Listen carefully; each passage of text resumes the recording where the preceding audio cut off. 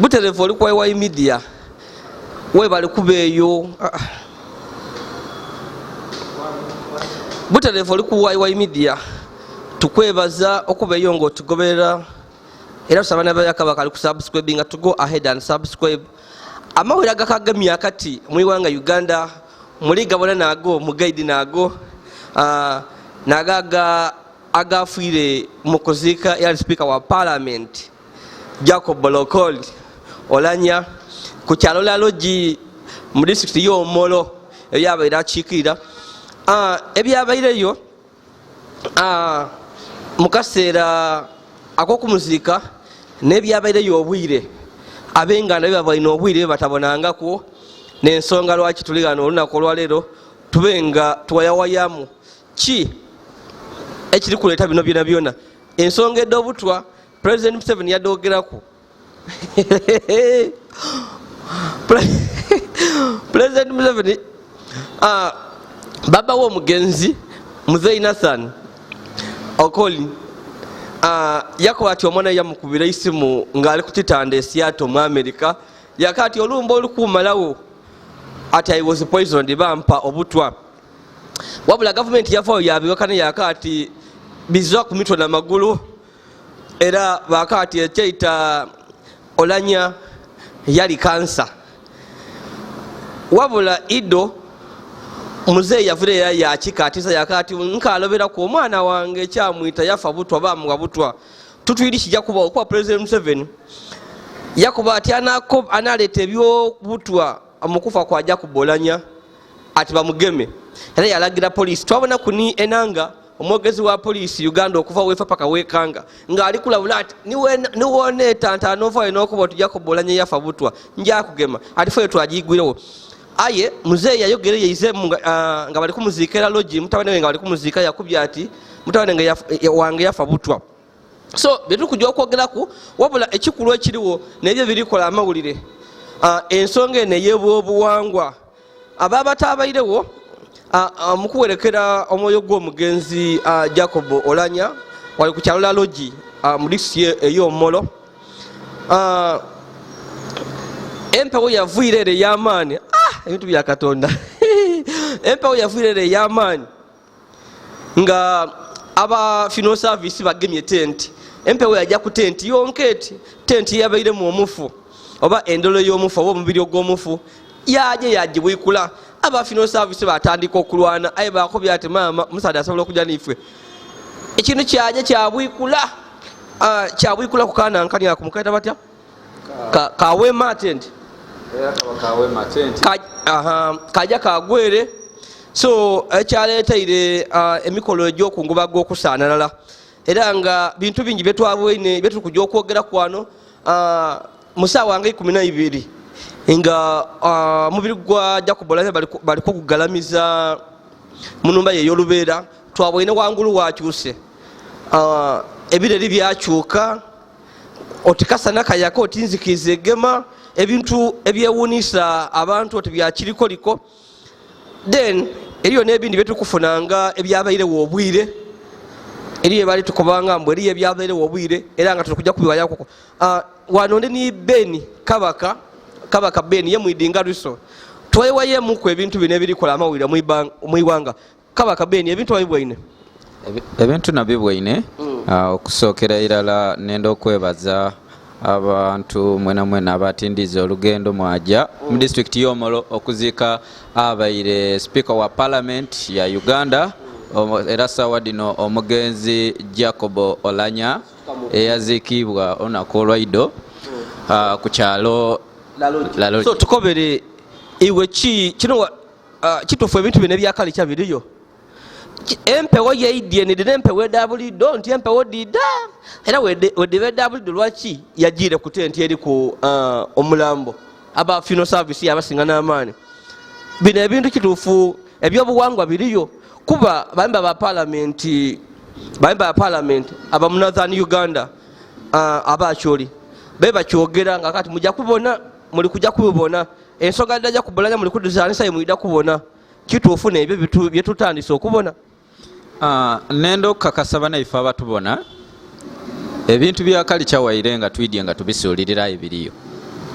bw'olingirira ekintu ekyabairewo mu kuziika mukaire waife obonera irala ng'abantu tufaamamba aye emibiri tigifa, tufaamamba aye emyoyo tigikola ki tigifa. Mukaire waife bwe yafa sipiika abantu babengandade baali nga tebali kwikirizibwa mutuukako. Ekintu ekyo kyatuuka okweraliikiriza abafamire. Idukira omuntu oyo bw'abaire ng'ali mu mbeera mbi bigambo bingi bibise ati yafa ati obutwa baamuwa butwa biki ebintu byabaawo Uganda kwegamba yabaawo nga buli omu alikola ki. Kati lwaki abantu ebyakale kyalwaki tukoba tubiriyo abantu babe batakana nti Oweekitiibwa Jacob Oulanyah nti yafa kansa biki aye nga mwene bwe yayita lataawe ng'ali mukobera ku bimu ku bintu oba oli awe ebimutwaire mu bulamu obwensi nga butwa era omukulembeze w'eggwanga ne security organize baavaayo. So olibona bukiseera eno Muzeyi Nathan Lokoli baba w'omugenzi yafireyo yakiiramu ati yafa butwa ate nga President Museveni yalobera abantu okwogera okufa kwa Oulanyah okukutaamu obutwa. So olowooza baba wa Jacob Oulanyah tebajja kumugema? One ekyo kye tulisinga okwenda because omuntu wakobera ekintu mu bulamu iwe tosobola akivaako. Baba Oulanyah mutabani we neyamukoba nga mulamu ati bampa ki bampa butwa nga bwedi bulungi nti bwe twasenza South Korea Russia mu Uganda ekyobutwa ekyo totakana. Era muzeeyi we yabaire nga ali kujja okwogera baba w'omugenzi yasose kwembakemba mu lulimi lwaibwe olwakyoli aye nga abaidi olulimi bakuba ati akemba kano kategeeza nti nga kalaga nti eyakola ekintu ekyo ati yabaire kumpi awo. Olwo olw'emmanga lulikoba yabaire kumpi awo ng'era alikuba mutabane nti situkootabaale tabaale yakukola akabi ye naabone ki akabi. Oiba kwewuunya lwaki mirundi emeka ekintu kino mwasembayo kibona ku mugenzi Sepiriano. President wa Uganda bwe yali alikwogera akagoye kavaako enfa ye tiyali imativu ni family tiyali imativu. Uno ku speaker wa parliament Oulanyah awo yayenze kubalaga nti ye waire yafiire akaaliwo mulamu era kyova obona bamutaire ku ebitiibwa tenti biki kyatufunira service yabalagire ku bwereere nti bisituka bena bigwawa era ababaire omwabwine gundi eno tenti yabaire erulumukira mu direction ndowooza eyamukola akabi gye yabaire ali era nenda okukakasa olutalo lwatandise buli ssaawa eno olutalo lwankaba era nenda okakasa luno olutalo abakyoli abo booli kubona luno olutalo lw'amaani babakuba ati twidde abalagaku amwikaika ntwidde abalagaku kuba ekisooka baali babalobeire obona ku muntu waibwe kyokuba n'empewo eyedye engeri kugungumuka nebwikula ku mulambo katono kuba omulambo bayensa okugemako nga gwaguli kwenda kujja guno empewo eno tukobe tugwabaire muzimu muzimu gwaidye kuwooninga ogwo omuzimu era nenda okuba kakasabana mukolenga ebintu nga mwegendereza. Oulanyah tiimufu Oulanyah mulamu wawulire bulungi nga ni muganda w'abakoba. Oulanyah is not dead. Oulanyah tulinaye wano yayenze kubalaga nti olutalo lwankaba bube parliament enatyamika mweyo musadde wabanga oidi nga asobola okuvayo kabiri kano kuba muzisa yaje yalumba parliament kuba olwedde yali alondeibwa era nenda okakasa singa omukulu mwene yabairewo byalisinze naawo kuba olwedde Oulanyah ekyaleeteire empewo eyo osituka iweemu naife ali tubona weebuuze lwaki empewo eyo tiyatwirewo fulaga dinedaba ediri kwewuuba lwaki olibona kinde empewo wemala empewo yaidye oidi nga abantu batiira ino nagira okubona ng'abasecurity tebaidi kyakukola bebasobeire abakungu ba gavumenti nga buli muntu ali kutya ekiiraku buli muntu ali kutya nagira okubona nga abakulu ab'amadiini nga balagira kwaya etekwenemba enemba dodi banamaani ki kuba bateire kwenemba twagira okubona nga embeera ikaikana enemba dodi abairemu ku amaani kuba dabaide akatonda oba just baditaireku diwe bala bategesa akaire okwiza ebintu mu nteeko enemba edo edeidiini oluisi diniga ebiwundu ku mitima gy'abantu. Embeera eyo yabairewo in fact yabaire nga ti nungi ku saidi y'abantu okindi bulungi nti Mukama Katonda oba Yesu Kristo ni Sitaani tibaba walala. Ebiseera ebisinga buli omu aba yenda kulaga ku mwine. Era obwembo obwo buli we babutayire kwe kire kyayikaikana. Jacob Oulanyah abaire musaada munaidini. Okay. So twabwaine n'ebireri. Kusawa awo nga 12 kuba nga wabwaine embeera nti omuzimu gwide gwa kyankalanya. Tutuliwa gwa amaze gwanumukirawa.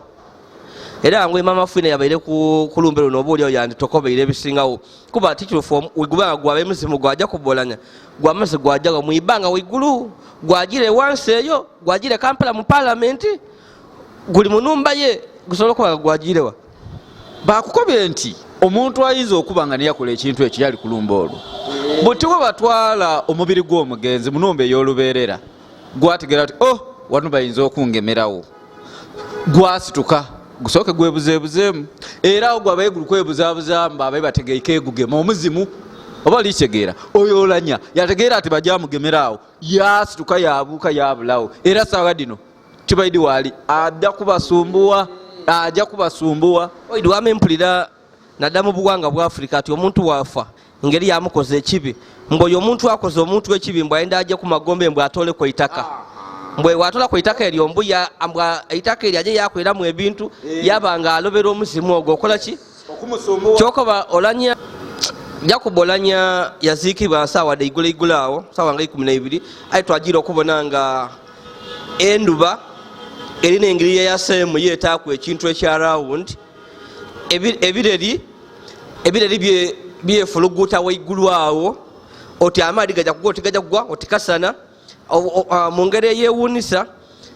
era nga kino bwalo kyatisisa abantu bangi n'ababyokwerinda twabene kwaba kulunga buli muntu ali kuti ateyidi kijja kiyo oba oliawo kiyo ekijja okwirira wabula ekyembi oba ekirungi nti eri abandi abatabaire kulumbe luno oba oliawo ekireeseewo ebintu bingi ebibuuzo bingi ebiri kwebuuzibwa. Jacob Oulanyah yaziikibwa mu kitiibwa era nga ono bamukubiira amasasi emizinga 17 he was given 17 gun salute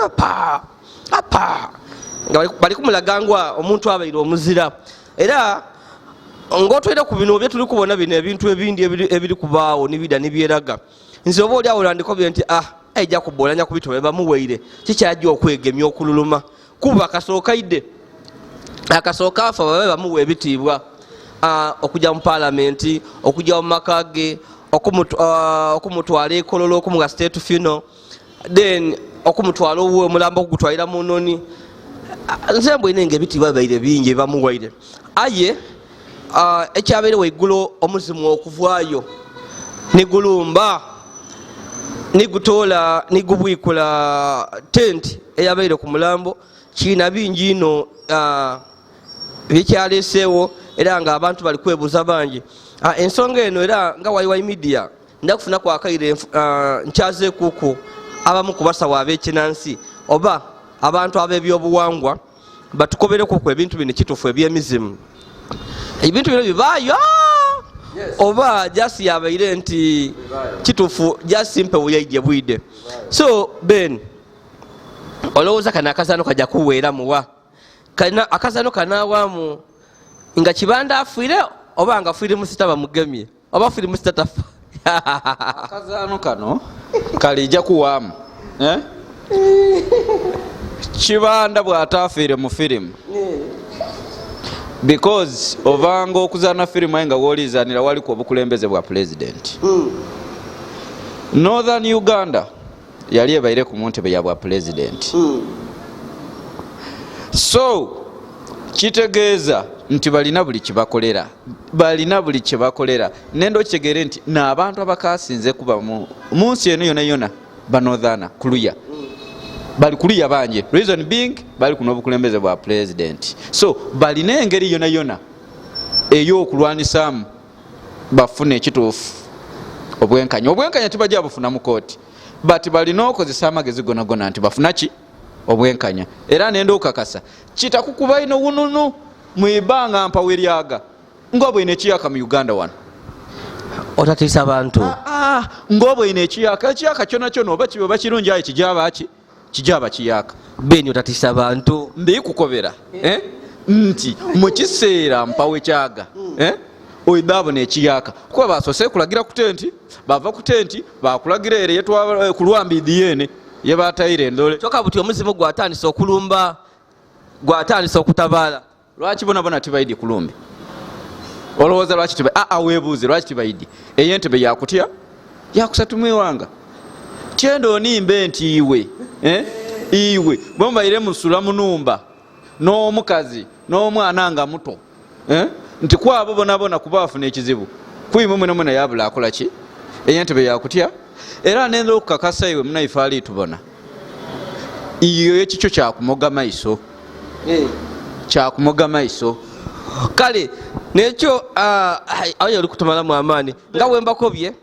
ndakukyaza kukolewa ebyobuwangwa tukoberekuku atusingaku okutegeera ebintu bino ebyemizimu tijabyeta ebyemizimu wabula nga ekiriwo nti nga bakalina kuziika Jacob Oulanyah Electoral Commission yalangirire amawulire ago wagawulire yalangirire entegeka edda okwisawo memba wa parliament oweisaza lya Omolo era nga abantu kampayida atandika enakulumbe wabulire famire y'omugenzi nga bakubye ati balese mutabane we Oulanyah era bakuba bati abantu abakyoli ono yome mugagire n'owaifwe mugagire n'omuntu wa famire mumuwagire aje oba oli awo atuukiriza ebyo Jacob Oulanyah byali ali kujja bakolera olowooza lwaki politics wa Uganda bamufuire nti omuntu waafe omwana wasobola okwida yamusikira tukuba tubibwaineku Ekamuli municipality member of parliament omukyala bamwetani omukyala Hajjatirema watongola olwafa muwala we yaida bamuwa akalulu tuwaine kuku ne banda yaida muganda we waida twabona kuku ekasese eri yeyafa omuntu owundi yaida so ebintu bibeere nga bigira politics wa Uganda lwaki ali kwira mu ngeri eno nti iwe wofa omwana wasobola okwira bamuwa obululu oba mukazi oba omuntu owundi ebintu bino tibiri kuwamu bwewansi ebyobufuzi bya Uganda ebyobufuzi bya Uganda webyayira tibikali byabufuzi but business tukobe tuti business eyokukulembera abantu mu Uganda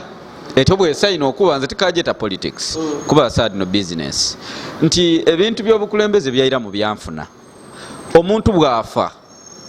bende ekintu kisigale muki mu famire singa Oulanyah wabalesa omukululo ekyo kibanga kyakusiima emirimu gye esente de bamutaire ku omuziika edo tiyaditegeire tiyasiimye kuba n'abandi badiibire obwibire wawulire bulungi nti biliyoni 2 daa kumuziika but nenda okukakasa nti Oulanyah ekimusiimye emagombe yaali n'okutaawa omwana we okuba nti amaliriza emirimu Oulanyah gy'abaire akalikola ki Oulanyah abaire alina projects waba abaire alitambuza bulungi ng'era abantu b'Omoro we babiringirira nga balisaine okulekawo Oulanyah tu oyo mutabani abimalirize nga bijabagasa batuukana but Oulanyah mu district eyo wabanga ezira kintu kirungi kiwamaani muna omulonzi w'Omoro tibona lwaki baleeta mutabani olikitegeera ayo dinga buti ajja kubita omwana oyo kyasizini nyingi nti ajja kubita butani kumbeera eriwo kumbeera eriwo ni state yona ekujja kumwagira eboneke ng'esiimya abantu abakyoli state edamuwagira but one wosingula ekigogo nokuba oti wano tyendawo kigogo ekikulu ekibaire ku itooke buti empandu gyolekawo kikyo ndigezaako okoba nti we bakoba nti Oulanyah yafiire butwa ekyamuweeseise obutwa baba tibali kwenda musayi gwe gubeeki gubaawo kiba kitegeeza nti n'omwana tibajamwendawo era nenda okakasa nti ekyo otaba surprised ekyekifo mu Northern Uganda nga ife aba National Unity Platform tukitwaire kuba twena already gye tuli twamaze era otyama anytime bajalangirira muntu ki gwe tuleeta so eyo nembeera eriwo nga wakobaire wabula gavumenti yafaayo yayogera yakoba nti owekitiibwa abe speaker wa parliament Jacob Oulanyah ati yafa ekirole kya kansa ati kyakimaze eibanga nga kimuli embirizi era nga eyo ni position ya government kyova obona president yafaayo yavumirira abajja nga bakoba nti owekitiibwa Oulanyah yafa obutwa so aye nga bituwe biri tutidde ebiri kujja kuweera so tuwenze kubalaga position ya government yo esibira nti owekitiibwa Jacob Oulanyah yafa obulwere bwa kansa tejja kuswikawo nebaza ababaire kunga batubona bambi tubakabuko nti just watch the space mwamaiso mugateewo kumukutu tujja kubakobera kyatandise filimu yatandise mwabaire ebyabaire kulumbe ebyabaire wobwire ngone watukolera ati Omuzimu gwasimbwike tigwayenze kujja kuguta amagombe mbu gwalumwike mbu gwatandise okutabaala okulumba so tutuyidde bagujja kusibirawa gutaida ne gulumba ifwe kanve wano